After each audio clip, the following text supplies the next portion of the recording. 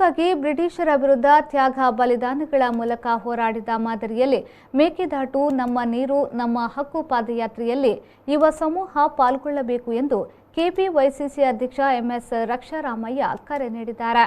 ದೇವನಹಳ್ಳಿ ಪಟ್ಟಣದ ಪ್ರವಾಸಿ ಮಂದಿರದಲ್ಲಿ ಬೆಂಗಳೂರು ಗ್ರಾಮಾಂತರ, ಚಿಕ್ಕಬಳ್ಳಾಪುರ, ಕೋಲಾರ ಜಿಲ್ಲಾ ಮತ್ತು ತಾಲೂಕು ಯುವ ಕಾಂಗ್ರೆಸ್ನಿಂದ ಏರ್ಪಡಿಸಿದ್ದ ಮೇಕೆದಾಟು ಪಾದಯಾತ್ರೆ ಹೋರಾಟದ ಸಿದ್ಧತೆ ಹಾಗೂ ಯುವ ಕಾಂಗ್ರೆಸ್ ಪದಾಧಿಕಾರಿಗಳಿಗೆ ನೇಮಕಾತಿ ಆದೇಶ ಪತ್ರ ವಿತರಣೆ ಕಾರ್ಯಕ್ರಮದಲ್ಲಿ ಮಾತನಾಡಿದ ಅವರು, ಈಗಿನ ಬಿಜೆಪಿ ಸರ್ಕಾರ ಬ್ರಿಟಿಷರಿಗಿಂತಲೂ ಕ್ರೂರವಾಗಿ ವರ್ತಿಸುತ್ತಿದೆ.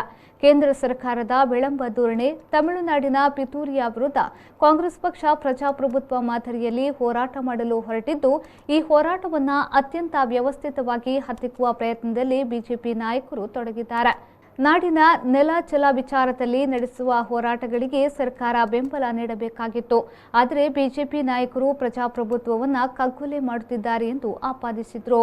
ಕಾರ್ಯಕ್ರಮದಲ್ಲಿ ಯುವ ಕಾಂಗ್ರೆಸ್ ರಾಜ್ಯ ಉಸ್ತುವಾರಿ ಅನಿಲ್ ಯಾದವ್, ಜಿಲ್ಲಾ ಉಸ್ತುವಾರಿ ಸುರಭಿ ದ್ವಿವೇದಿ, ರಾಜ್ಯ ಉಪಾಧ್ಯಕ್ಷರಾದ ಭವ್ಯ, ಯುವ ಕಾಂಗ್ರೆಸ್ ಜಿಲ್ಲಾಧ್ಯಕ್ಷ ಕೆಆರ್ ನಾಗೇಶ್, ತಾಲೂಕು ಅಧ್ಯಕ್ಷ ಸುಮಂತ್, ಟೌನ್ ಅಧ್ಯಕ್ಷ ಸಾಗರ್ ಮತ್ತಿತರರು ಉಪಸ್ಥಿತರಿದ್ದರು.